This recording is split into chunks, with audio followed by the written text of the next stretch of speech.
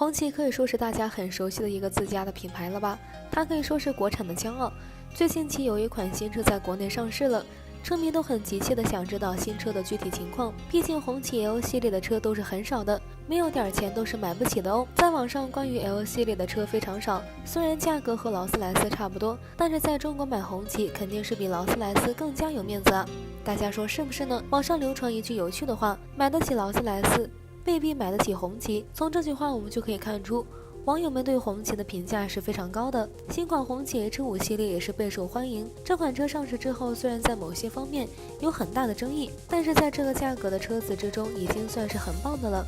20多万就可以买到顶配的红旗 H5 一辆，其车型还是很适合年轻人，真的很值啊！先来看看红旗新车的方向盘，很有红旗的家族味道。木色的方向盘流露出一股高端的气息，十分大气。车的悬挂也是一个亮点，前轮和后轮的悬挂都是分开的，前轮是独立悬挂，后轮是多支架悬挂。这样看来其舒适性应该不错哦。内饰和细节也是做得很好，音响方面跟 BOSS 大牌厂家合作，音质是很棒的。